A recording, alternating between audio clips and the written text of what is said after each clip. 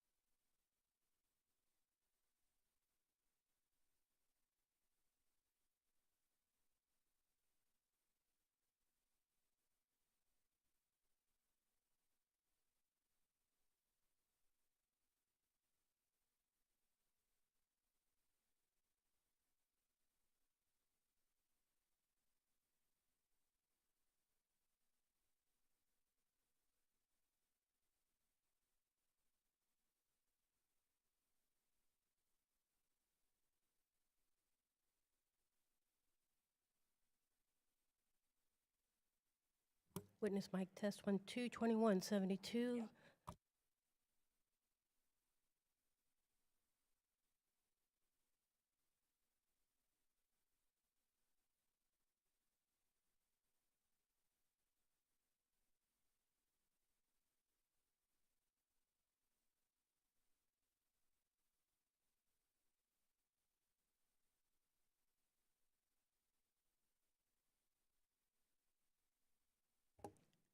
Chair mic test 1, 2, chair mic.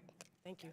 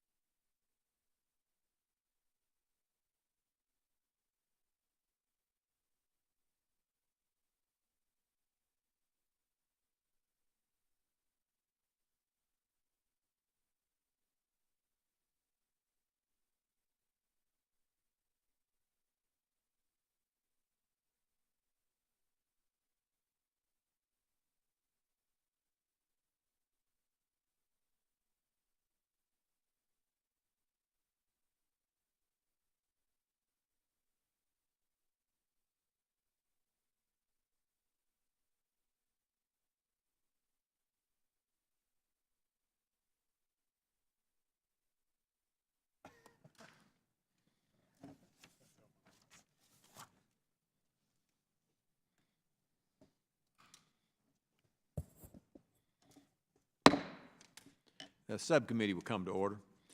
Without objection, all members may have 5 days to submit statements, questions, extraneous materials for the record, subject to the length limitation in the rules.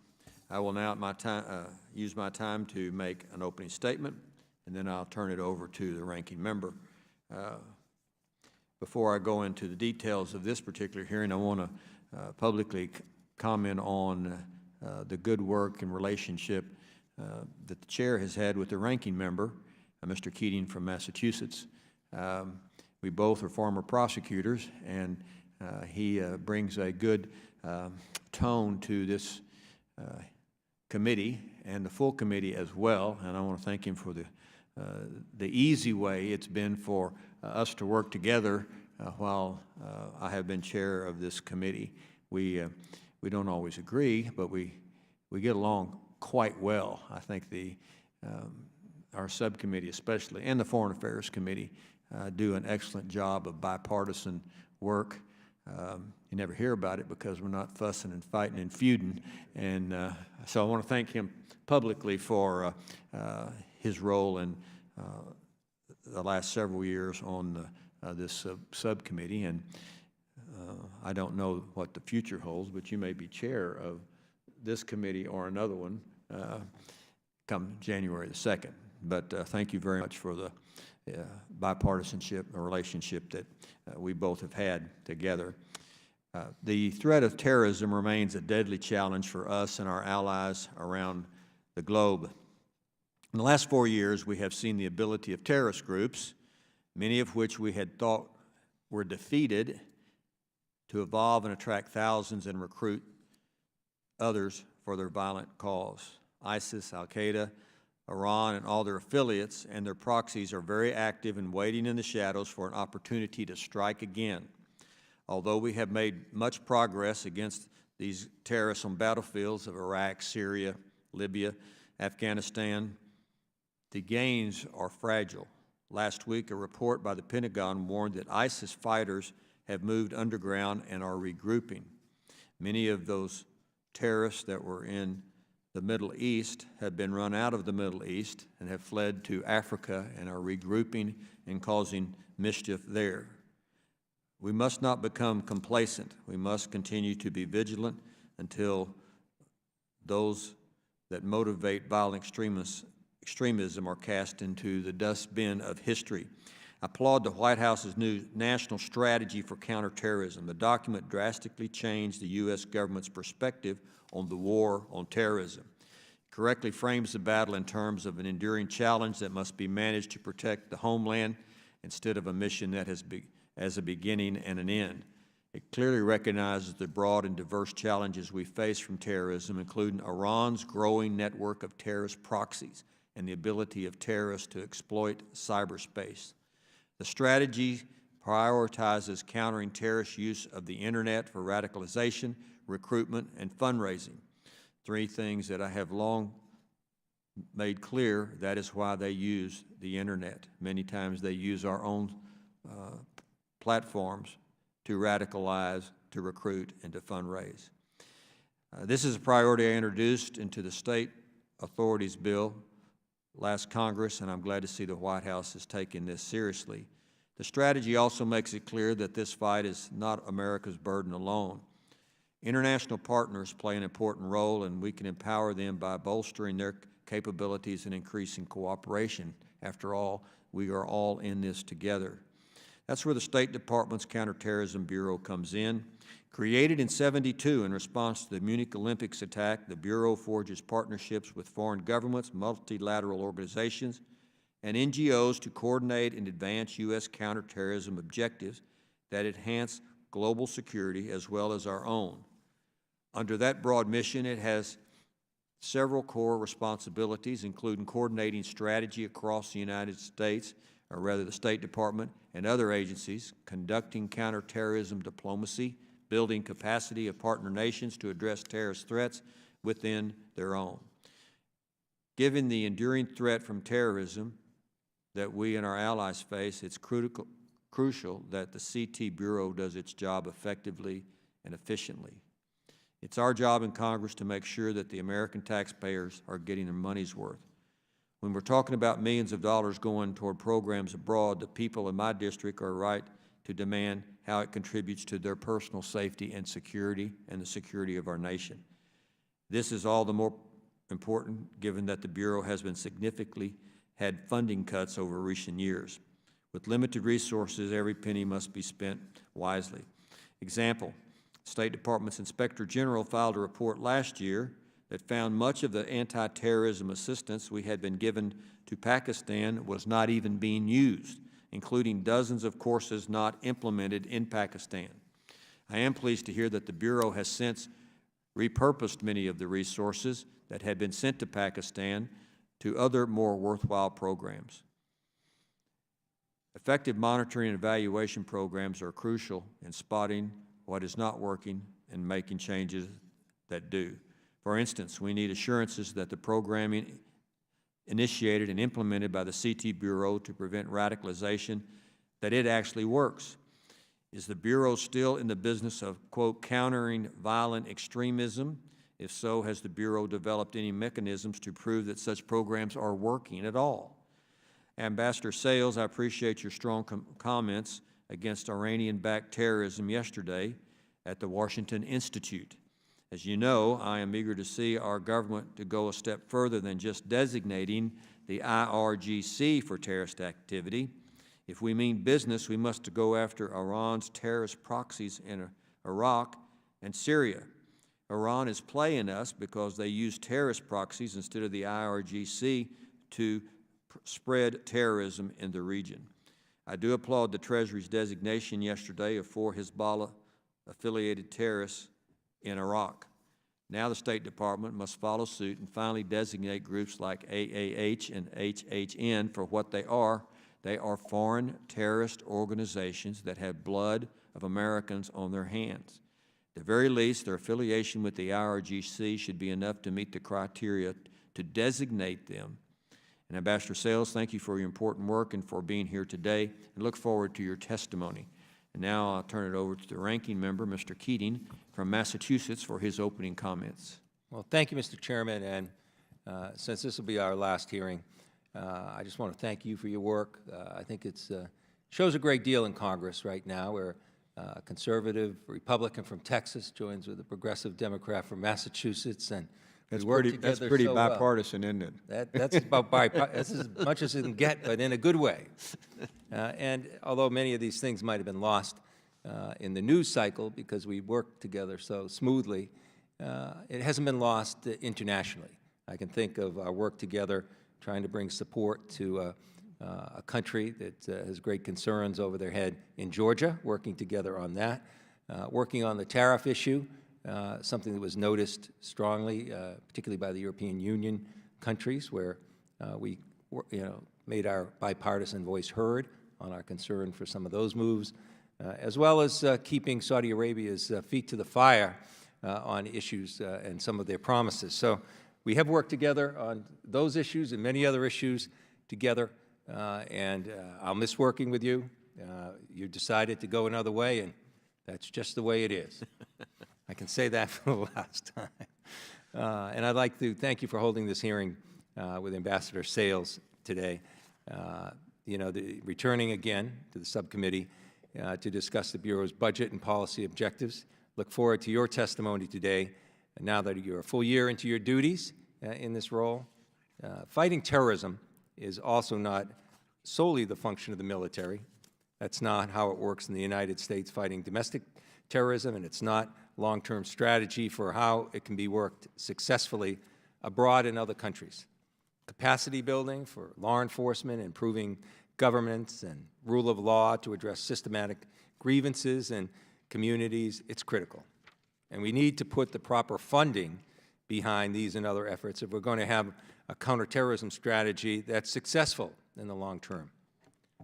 I'm therefore concerned by the State Department's request for less funding overall, and specifically for anti-terrorism programs. I don't know how we can expect any gains made by our military to last if we don't back up their hard-fought efforts with robust work through our State Department and USAID engagements. What's more, terrorist capacities are evolving with increased concerns over cyber attacks or the use of weapons of mass destruction, like a chemical attack. We're still working tirelessly to make a lasting, significant dent in familiar terrorist threats, let alone the new ones. So a request for less funding to meet these new demands gives me pause, to say the least. I'm also saddened as threats for terrorism are actually getting worse in Afghanistan and as the conflict and humanitarian crisis in Yemen wears on at the expense of tens of thousands of lives lost and millions impacted, producing the perfect stage for extremism to take root for generations to come. Neither of these countries receives the attention in recent national counterterrorism strategies issued by the White House, nor do any of the regions where ISIS fighters have traveled to or where their so-called caliphates have emerged reach that level. You have an important job. Our government has struggled for a long time trying to get counterterrorism right, and the stakes are high. Americans are victims of foreign terrorists and of domestic terrorists, and we learn more and more every day about how many ways we can try to tackle this problem. There's no easy answer, but there are themes, and I look forward to discussing what your Bureau is doing along these lines. For example, what your Bureau is doing to coordinate with other State Department, USAID, and Defense Department entities to minimize fragility and instability in places where radicalism efforts may more easily take hold. These and many other issues I hope to cover today on our counterterrorism and CVE strategies. So I look forward to discussing with you whether and how these efforts to shape and effectively implement them are sufficiently resourced and coordinated at the State Department as part of the administration's whole-of-government approach to these issues. And with that, Mr. Chairman, I yield back. Thank the gentleman from Massachusetts. The chair will recognize the gentleman from Illinois, Mr. Snyder, for an opening statement. Thank you, and I want to echo the remarks of my colleague to the chairman. I have appreciated working with you and wish you well in your next chapter. You'll be missed here greatly, but thank you for all you have done. Ambassador Sales, thank you for joining us. My focus, having reviewed your testimony, also reviewing your remarks yesterday at the Washington Institute. Terrorist threats are increasing around the world. They're increasing in geography and complexity. They're increasing in intensity. And yet the request from the administration appears to be drawing back, or at least reducing our investment in fighting against those threats. Very concerned about that and look forward to remarks there. I do appreciate your remarks yesterday about Iran. Iran is the #1 state sponsor of terror. They are a threat, not just in the region, around the world. Within the region, their support for Hezbollah. The fact that Hezbollah is increasingly strong, war-tested, developing indigenous missile manufacturing capability to threaten Israel and the region is of great concern. So my request is that we continue to stay focused, and I look forward to hearing your remarks about how we intend to fight against these threats. With that, I yield back. Thank you, gentlemen. Ambassador Nathan Sales is the coordinator for the counterterrorism at the State Department. Ambassador Sales was previously a law professor at Syracuse University of Law, and before that, Deputy Assistant Secretary for Policy at the Department of Homeland Security. Ambassador Sales, we all have your written testimony, and if you can limit your testimony to 5 minutes, then we will ask you questions. You're recognized. Thank you. Well, thanks very much, Chairman Poe and Ranking Member Keating, for hosting this hearing today. It's a pleasure to be back before the subcommittee. Let me just say, Mr. Chairman, we'll miss you. I'll add the State Department's words of well wishes as you move on to the next chapter. Thank you for your service over the years, particularly on the problem of terrorism. And Mr. Ranking Member Keating, it's a pleasure to see you again. Look forward to working with you in the next Congress, in this committee, or in another capacity. Thanks for the opportunity to be here to talk to you about the work of the State Department's Counterterrorism Bureau and our ongoing efforts to protect the American people and our interests from the threat of terrorism at home and abroad. I'd like to start by highlighting a few of the key points in the administration's counterterrorism strategy, which we released on October 4th. This is the fourth strategy that the U.S. government has released since 9/11, and the first one since 2011. It reflects today's fluid, complex, and diverse terrorist landscape and lays out the administration's plan for defeating our terrorist adversaries. The strategy sets forth a comprehensive, whole-of-government approach that relies not just on military tools, but on civilian tools as well. In addition, we're not focusing on one or two particular terrorist groups, but on the full spectrum of terrorist organizations that could threaten our interests. In the same way, we're not focusing on particular geographic regions. Instead, our strategy sets forth foundational principles and priorities that we will pursue globally. The strategy renews our commitment to defeating global terrorist organizations and networks like Al-Qaeda and ISIS. In addition, it's no secret, certainly not to this subcommittee, that Iran remains the world's leading state sponsor of terrorism. Tehran spends nearly $1 billion a year to support its terrorist proxies, $1 billion a year. The regime has a truly global reach, and we must elevate our efforts to counter its destructive influence around the world. Our strategy is an America First strategy, but that does not mean America alone. Quite the contrary, in fact. Terrorism is a global threat, and all nations have a role to play in countering it. Our strategy specifically highlights the need to leverage existing counterterrorism partnerships and develop new ones, and to build our partners' capabilities. Our goal is for our partners to be able to confront the terrorist threats they face independently without needing to routinely turn to the United States for assistance. Let me quickly run through some of our most important efforts. First, countering Iran and its terrorist proxies is a top priority for the Trump administration. We're using all of our tools to counter these deadly threats. We're pressing for greater international action against Hezbollah and delivering this message to our diplomatic partners at high levels. We're also helping our partners develop the capabilities they need to uncover and dismantle Iran's networks. So far this year, the administration has announced over 120 designation actions against Iran-backed entities and individuals under our counterterrorism authorities, 120. Just yesterday, the State Department announced 2 new Iran-related designations. We sanctioned Jawad Nasrallah, a rising Hezbollah figure and the son of Hassan Nasrallah, the group's Secretary General. We also designated the Al-Mujahideen Brigades, a terrorist group that has operated in the Palestinian territories since 2005 and whose members have plotted a number of attacks against Israeli targets. These State Department actions are in addition to the Treasury Department actions that you have already mentioned. Second, the administration is focused on cutting off the flow of money to terrorism. We don't just want to stop the bomber, we want to stop the money man who pays for the bomb. So far this year, my Bureau has announced 50 terrorist designation actions against groups and individuals under our foreign terrorist organization authorities, as well as under Executive Order 13224. We're also building the capacity of our partners to investigate, prosecute, and interdict funding to and facilitators of terrorism. Third, we're working to disrupt terrorist travel. We're leading the charge on greater information sharing and promoting effective screening and watch listing around the world. These efforts received a powerful boost last December when the UN Security Council adopted Resolution 2396, which includes a number of new tools that will be mandatory for the international community to adopt, including the use of passenger name record data, or PNR. In short, the resolution takes a number of critical counterterrorism measures that the United States pioneered after 9/11 and makes them global standards. Fourth, we're addressing the threats from foreign terrorist fighters and homegrown terrorists. Although foreign terrorist fighters are no longer streaming into the war zone in large numbers, we are focusing on them leaving the war zone, returning to their home countries or third countries.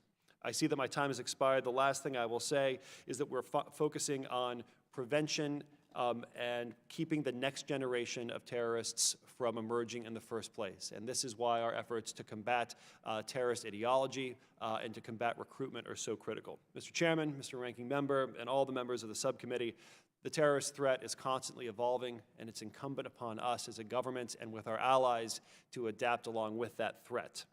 My Bureau and I greatly appreciate Congress's efforts and support in this shared endeavor. I look forward to your questions and our conversation. I recognize myself for some questions. Thank you again, Ambassador Sales, for being here. You said the Iranian government spends $1 billion a year on their Iranian proxies. Is that what you said? That's right. And we spend about, what, $230 million a year for your Bureau. Is that right? That was the request for fiscal year 19, sir. How much do we spend? The numbers have fluctuated.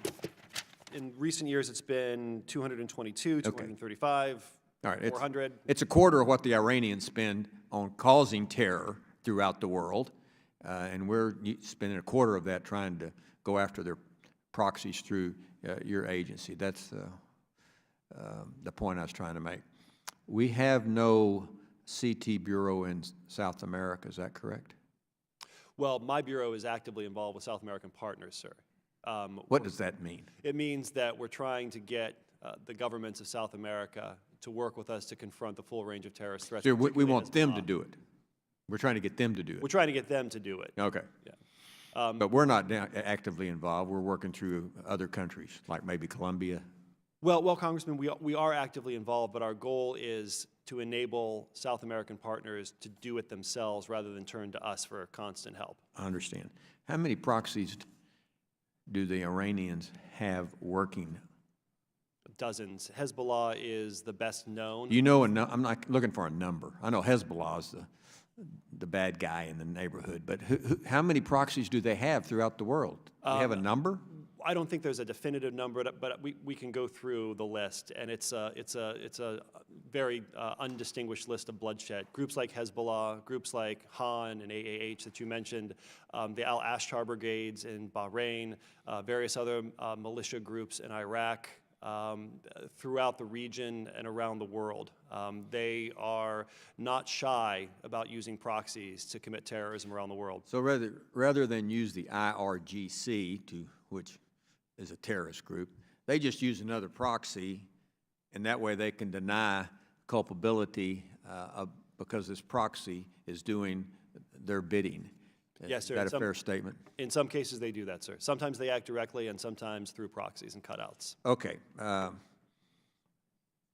Why hasn't the State Department, why hasn't the government, our government, designated AAH and HHN as terrorist proxies of Iran?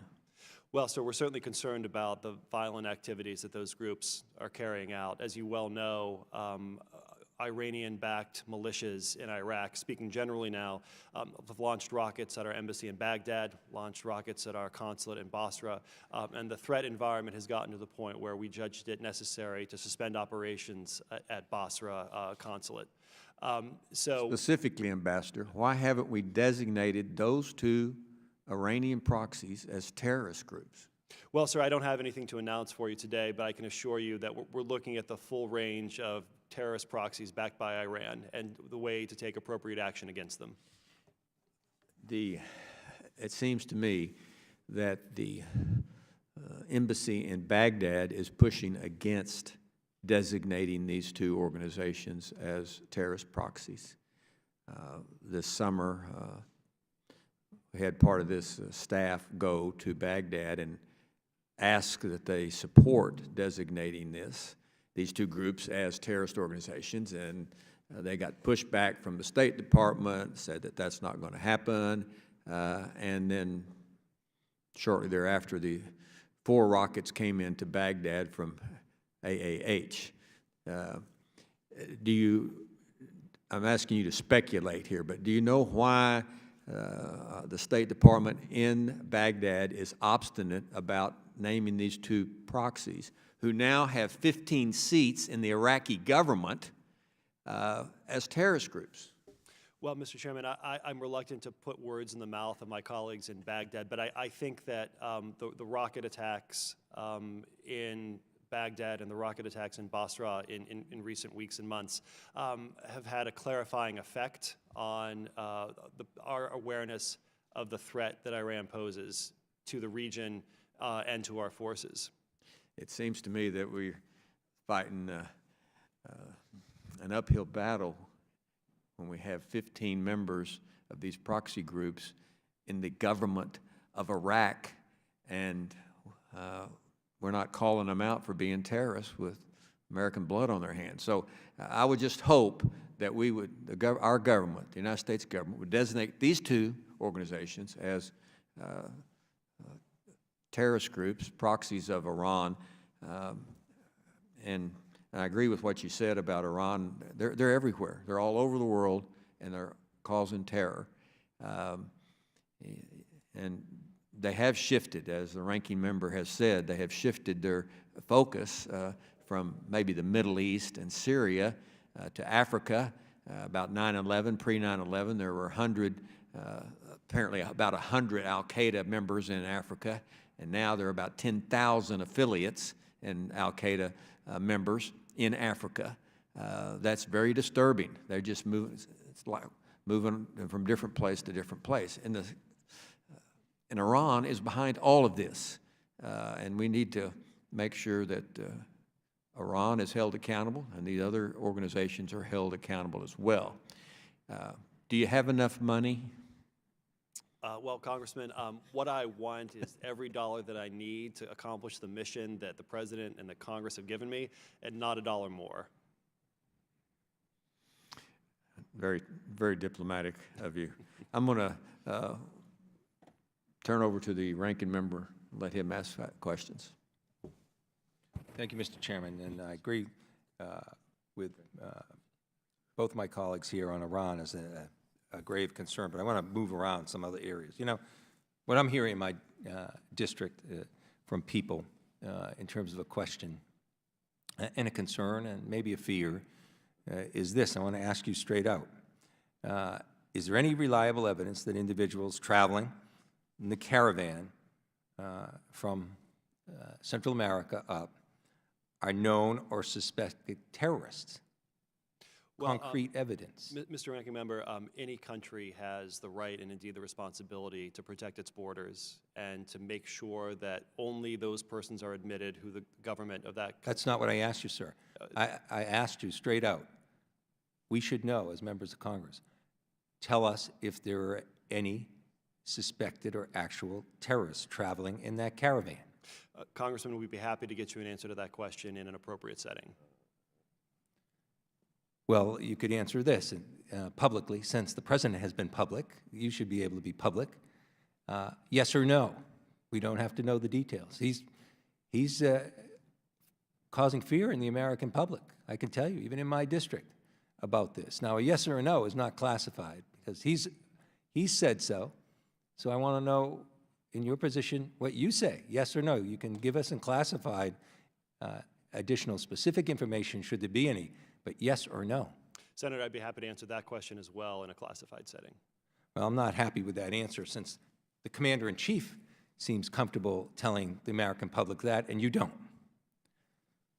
I can't force you to do it, but I think that's why you're here, and that's why we're here as members of Congress as well. Let me shift gears then, disappointingly. I want to know what activity you have on the counterterrorism front and efforts in Afghanistan and Yemen, as I mentioned, and also include on that, directly or indirectly, through arms sales or other means, how Russia could be involved in this and what evidence you have in that respect. Let me start with Afghanistan, sir. So in Afghanistan, my bureau, along with others at the State Department, is funding a $54 million program to boost the capability of Afghan forces to defend urban areas. In recent months, we've seen the Taliban and the Haqqani network mount an aggressive series of attacks in urban areas, particularly in Kabul. So what we've been doing is providing training and resources and equipment to local officials to help them interdict operatives before they come into protected areas, to respond to crises in the heat of the moment, to do effective screening of potential threats, and to respond after a terrorist incident takes place. In Yemen, Al-Qaeda in the Arabian Peninsula has long been one of Al-Qaeda's most deadly affiliates, with a global reach and with global ambitions. Of course, you'll recall the printer cartridge plot from several years ago that was run out of Yemen. We continue to be actively engaged using whole-of-government approaches, not just kinetic, but also non-kinetic civilian sector tools as well. In Yemen, we're doing things like boosting border security capabilities so that we can control movements of potential terrorists across borders, law enforcement and investigative capability, crisis response capability, and so on. Could you didn't answer my question about Russia. Oh yes, what was the question about Russia? Russia's involvement directly or indirectly through arms sales or other activities on terrorist activity in Afghanistan, for instance? Or In Afghanistan. regions, or I mentioned, yes. Yeah, in Afghanistan and Yemen, yes. Russia obviously has had a long historical interest in Afghanistan, not all of that interest benign. I think the best way to answer that question would be, and this may not be a pleasing answer to you either, but I'd be happy to answer in more detail in a classified setting. All right, thank you for that. Now, in terms of your activity, how are you progressing with online activities, online terrorist activities? Yeah, well, ISIS and its use of social media really has been a game changer in terms of their ability to inspire attacks remotely, as well as to recruit and radicalize people to come to the war zone. So what we need is for social media companies to do the responsible thing and take down radicalizing and extremist content that violates U.S. law or that violates the terms of service that they offer to their users. We've seen some decent results, but I think there's still more work to be done. Last year, a group of Silicon Valley companies formed a new organization, GIFCT, the Global Internet Forum to Counterterrorism. The basic idea is for incumbent and prosperous companies to provide best practices to new entrants who may not have the resources, who may not have the expertise, and help them spot content and take it down in a responsible way. Okay, just I'm a little over, but I'd like just to get back to the budget issue as well. You know, the chairman has mentioned the disproportionate nature with what Iran is spending and what we're spending, and we've just touched it's just some of the many areas around the globe where there's concerns on the part of our country. How do you make that make any kind of sense to a budget cut in this important area? I mean, why is the budget being cut in an area where two things, where the dangers are great and where our actions, particularly in stateside, could save us money in the long run and save lives? Well, Congressman, I think I'd offer two answers to that question. First of all, taking the historical view, our fiscal year 19 budget request is broadly in alignment with historical appropriations levels. Looking at my chart here, in 2013, we were appropriated $251 million. In 2014, it was $222. In 2015, it was $235. We saw a spike in 16 and 17 as we saw one-time, or rather two-time appropriations. The 237 number that we've requested for fiscal year 19 thus represents a return to the pre-2016 norm. That said, of course, Congress has the power of the purse, and whatever money Congress appropriates, we will expend towards the mission that the Congress and the President have given my Bureau. The second thing I'd say about funding to counter Iran in particular is, although our budget request is for $237 million, which is a fraction of the $1 billion that Iran spends on terrorist proxies, we're not the only Bureau, we're not the only agency charged with countering Iran-backed terrorism around the world. Other State Department bureaus, the intelligence community, the Defense Department, the Justice Department, the Treasury Department are all team players as part of this effort. My time is overdue, so I yield back, Mr. Chairman. Thank the gentleman. Chair recognizes the gentleman from Illinois, Mr. Thank you, Mr. Chairman. Ambassador, the Counterterrorism Bureau's Countering Violent Extremism Office shares and overlaps in many ways the responsibilities with the Global Engagement Center. This summer, Congress, as part of the National Defense Authorization Act, passed a provision that I helped author to clarify the roles and the responsibilities of the GEC. How has that clarification changed the way that the CVE office and the GEC cooperate and work alongside one another? Well, thanks for the question, Congressman. My Bureau's involvement in CVE issues, we're one cook in the kitchen with several other Michelin-starred chefs. So it's important for us to all coordinate together and for each player to bring to bear their unique comparative advantage. Like, what do we bring to this conversation that is special to us? And I think the value add that my Bureau brings to this effort is a focus on a couple of different priority areas. First of all, countering ideology. Our terrorist adversaries have a particular worldview that is informed by various philosophical, religious, economic circumstances.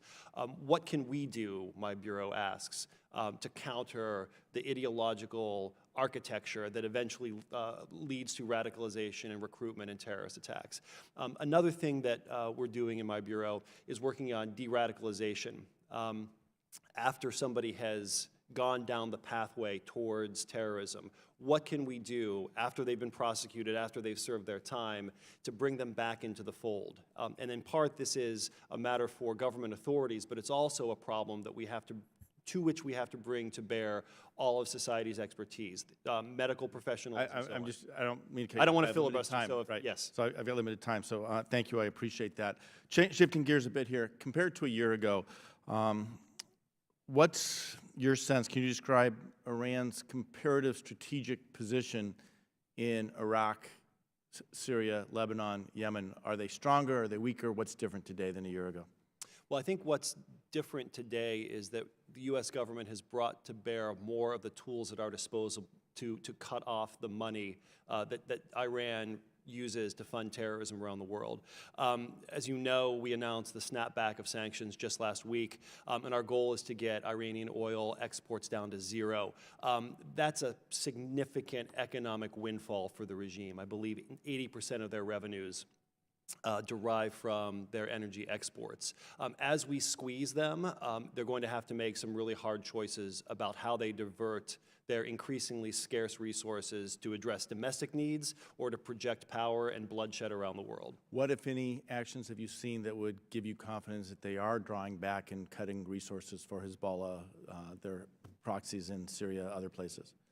Well, I think the jury is still out on that because we're very early into our maximum pressure campaign. What we want to see is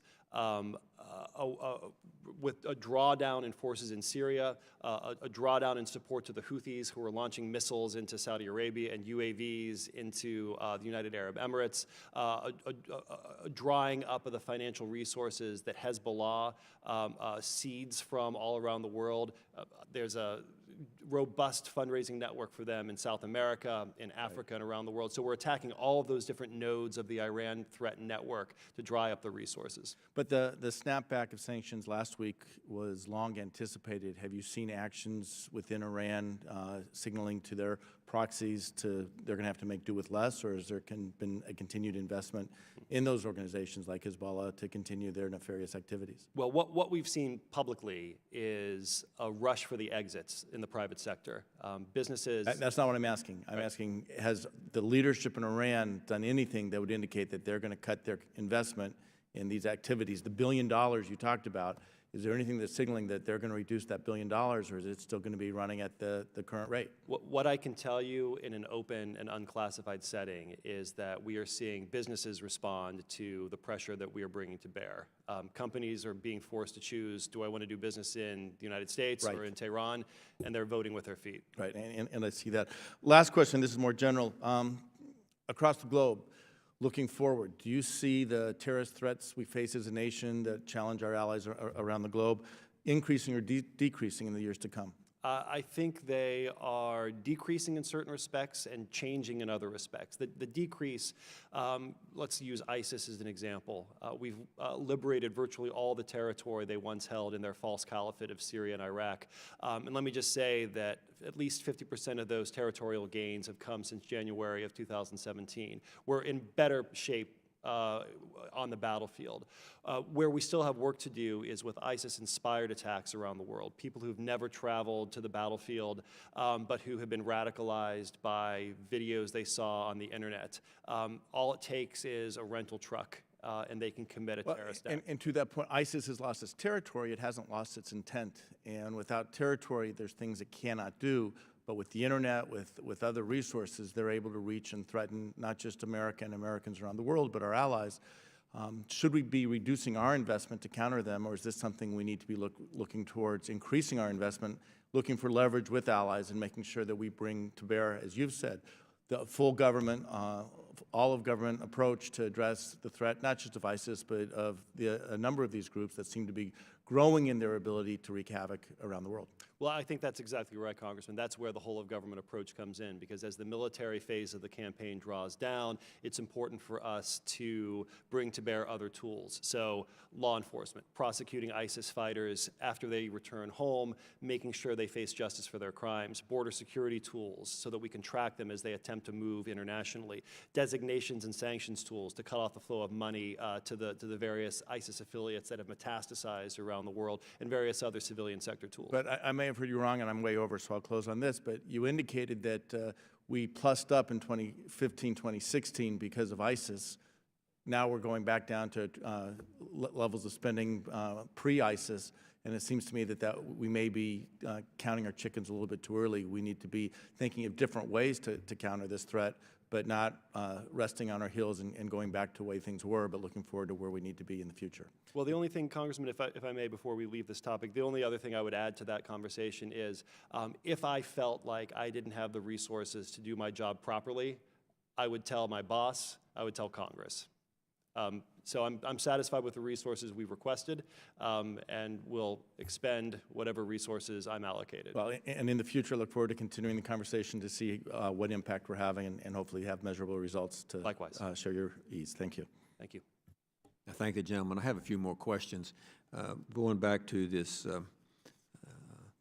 list of proxies that I asked for earlier or mentioned, can you provide the committee a list of the Iranian proxies and where they are in the world? Yeah, we're happy to do that, sir. Okay, we look forward to seeing that. Also, do you think that AAH and HHN should be designated as terrorist organizations?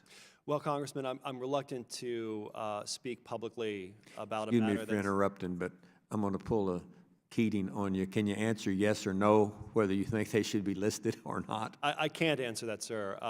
But let me respectfully explain why I can't answer that question. I'm not in a position to comment on internal executive branch deliberations that may or may not be taking place. If there is an announcement, we will make it in due course. If there's not an announcement, we would do that in due course as well. Well, I think they should be listed. I think we're having some problems with our representation of the U.S. in Baghdad, though, and how they cozy up to Iranian proxies. I'm very concerned about Iran influence in Iraq and trying to control the Iraqi government. I think that's what they're trying to do, and part of the way they're doing it is with Iranian proxies that are in Iraq. Like I said, they've already got 15 members of their parliament holding office, and we need to push back on their influence in Iraq. Afghanistan, we've been in Afghanistan a long time. How long are we going to stay in Afghanistan? As long as conditions warrant.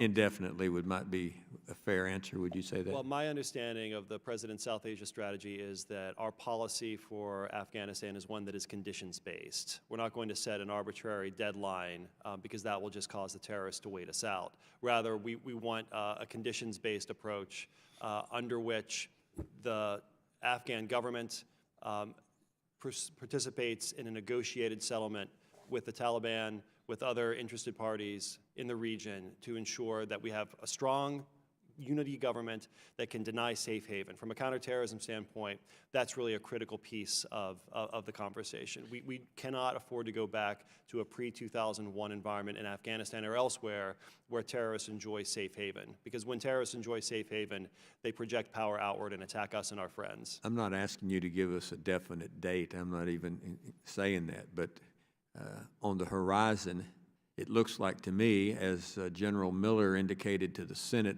in June, that we're going to be there for a long time in Afghanistan because of the situation with the terrorists that are in that country. And Afghanistan has got to work their problems out. Are terrorists still coming from Pakistan into Afghanistan? Well, Pakistan certainly needs to do more to... Are they still coming from Pakistan into Afghanistan, terrorists? We are very concerned about support for terrorism by in any region of the world. And I can tell you, we have communicated to the Pakistani government at the highest levels that we expect them to do more, just like we expected them to act with us after 9/11. And Pakistan has in the past been a very effective counterpart in taking the fight to al-Qaeda. We need them to do the same thing with respect to the Haqqanis, Lashkar-e-Taiba, and the other terrorist groups that are active in the region. Well, I think they're not doing their job to fight terrorism, because the terrorists come in from Pakistan into Afghanistan, do their mischief, and run back across the border. I think they've been doing that for years. And they take our money, millions of dollars we give Pakistan every year. It befuddles me why we do that when they don't, when they allow a safe haven for terrorists in their own country that invade another country, namely Afghanistan. I will yield to the gentleman from Massachusetts for further questioning. Okay. Thank you. Thank you, Mr. Chairman. I share those concerns as well. I'm going to try this again, and just to not put you in a spot where it's classified. Now, getting back to the caravan and the President's comments. He said, in terms of the terrorists, there could very well be, it's a quote unquote, among the group. And he said, I think there's a very good chance you have people in there. Now, given what you know, if there are no people in there that you have evidence of, then how could it be classified? So let me just ask you the question. Will you say, no, there are no people in there?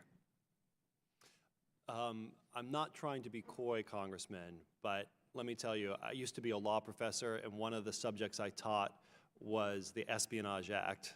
And I know very well the criminal penalties associated with public release, unauthorized public release of any classified information. So I'm going to have to defer that question, but I would be happy. I want to be responsive to your question. I want to get you the information you're asking for. I just want to do it in the right setting. Good. Well, I welcome that information, and I hope there is information, because I don't want to waste the committee's time or my time to find out there's no information there or there's nothing that can be done. So I just want to make sure that that's the case. Sorry. Okay, I think that's it for my time, Mr. Chair, and I appreciate this, and I'll look forward to that, what I assume will be information. Thank you. Yield back. Well, I want to ask another question. Thank you. Go ahead. Might as well. Huh? Are there Iranian proxies working with the Iraqi police? With the Iraqi who? The Iraqi police. Oh, police. With the Iraqi police. The Iraqi police, the Iranian proxies, are they working to, some of them have infiltrated the Iraqi police I'd be happy to discuss that in a closed session. in closed session. We're going to have a long closed session. Yeah.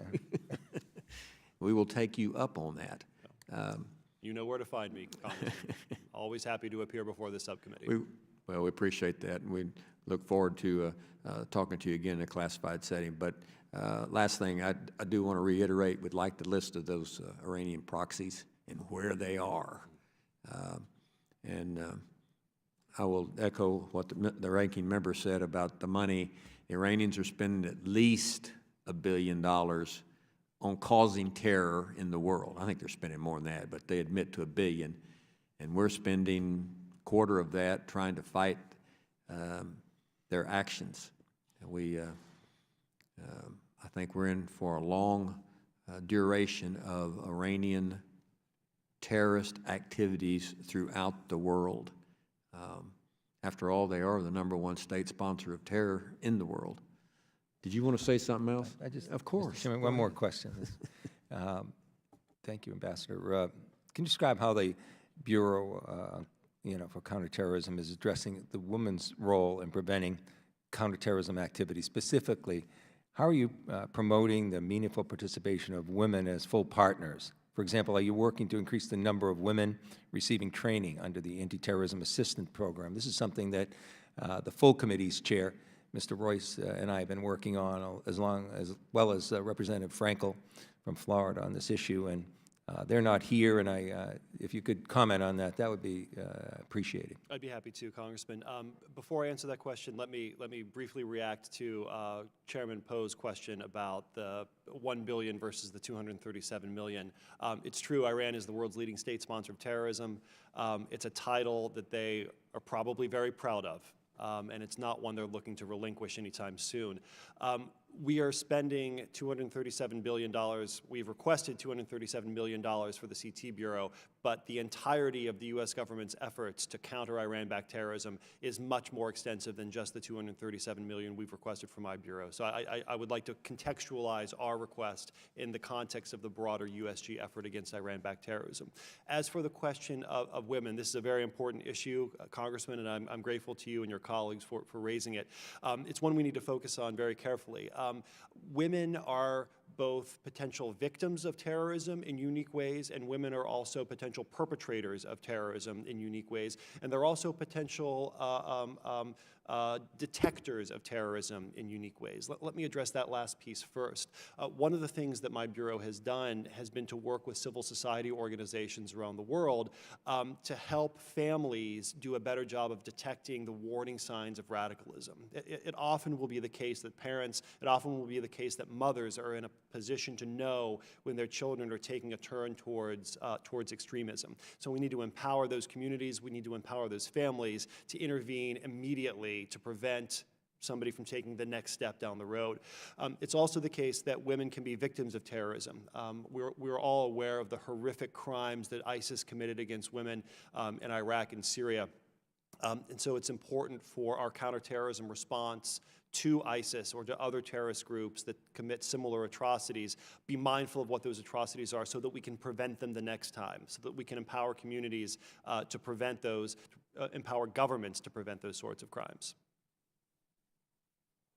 The chair is going to recognize the gentlelady from Nevada, Ms. Titus.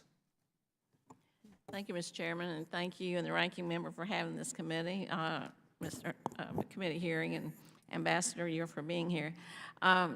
I just want to ask you about the refugee crisis. We're in the midst of the world's worst refugee crisis, and yet the administration just recently announced that they were going to lower the already record low number that we were accepting from 45,000 to 30,000. Meantime, you've got the Syrian refugees, the Yemen, Rohingya, some are coming across our southern border, or coming to our southern border. The president wants to choke off admission, limit asylum, and also cut foreign assistance. I'm wondering how you feel about the refugee situation. Well, we're certainly worried about the various refugee flows and their relation to terrorism threats. This is not a mere hypothetical. This is a problem that we have seen materialize in real world terms. The Syrian crisis has precipitated an enormous outflow of migrants from Iraq and Syria through Turkey, through the Balkans and other parts of Europe into the heart of Western Europe. And it's regrettable to say, but true to say, that ISIS was able to exploit those migrant flows to bring operatives into the heart of Europe. Just yesterday was actually the 3-year anniversary of the Bataclan attack in Paris. So I think it's incumbent upon us to do a couple of things to address this problem. First of all, we need to get control of borders. We need to know if terrorists, financiers, terrorist operatives are trying to infiltrate our homelands, whether it's here in the United States or in Europe. And we also need, in the case of Syria in particular, a negotiated political settlement that alleviates the humanitarian crisis that is causing so many of these people to flee in the hope of a better life, or for terrorists to exploit that hope to accompany them. Don't you think that it's moving in the opposite direction to cut off aid to the countries that are producing these refugees at a time like we've seen threaten to cut off aid to Central American countries? Don't we need to address the problem before it gets to our border? Well, certainly the best form of protection is prevention. And when it comes to terrorism, the refugee problems that my bureau is focused on most intently involve Syria, which we've already discussed, also the problem in Southeast Asia, problem is putting it mildly, with the atrocities being committed against the Rohingya. We're watching that very carefully as well to ensure that terrorists are never able to exploit those tragedies and those atrocities to radicalize and recruit. Are you looking at terrorism in terms of some of the rise of groups that are on the far right, like the neo-Nazis or the nationalists? What about those kinds of terrorism groups that Well, we're seeing an increase of, not only in this country, but it's certainly in Europe? Right, well, we're certainly, the administration is certainly watching that threat, and it's one that's a very troubling threat. The recent attack in Pittsburgh is a particularly heart-rending example of this domestic threat. When it comes to the domestic aspects of this threat, this is an issue that my bureau doesn't really focus on, as our jurisdiction is to look overseas. But I can assure you that colleagues at Homeland Security and Justice and the FBI are focused very intently on that problem, along with state and local officials. But it's increasing in Europe too, and that is part of your domain. I wonder if when you're talking to people about addressing this issue, does it ever come up about some of the president or the administration's rhetoric as encouraging this kind of behavior? Well, I can tell you that the administration's position on this is clear. It's in our national CT strategy, and this national counterterrorism strategy describes far right, far left, secular, and various other forms of radicalism and extremism that produce violence, and we condemn it and lay out a strategy to confront it. I guess the national strategy for counterterrorism that was released last month, though, mentioned Islamic terrorists 22 times, but the neo-Nazi groups only twice, and racially motivated extremism once. So I just wonder how much of a priority you are making those kinds of terrorists. Well, again, I'll defer to the FBI and DOJ and DHS, but without presuming to speak for them, those references are in the National Counterterrorism Strategy for a reason, and it's because countering those far right as well as far left groups and groups in between of violent nature is a priority for this administration. I hope so. Thank you. Thank you. Thank the gentlelady. Chair recognizes the gentleman from New York. Yields us back his time. Ambassador Sales, thank you for being here. We are going to take you up on your willingness to talk to us in a classified setting, and just so it's clear, the three issues that we want to talk about are terrorists, if any, in the caravan that is moving toward the United States. We want to talk about that. And we want to talk about the extent of the Russian involvement in Yemen and also in Afghanistan. And we want to talk about the third issue is the Iranian proxies that are in the Iraqi police forces. Those are the three issues we, as soon as we can, do this. Great. We'll be ready, sir. Appreciate it, Ambassador Sales. Thank all the members for being here today. And this subcommittee is adjourned.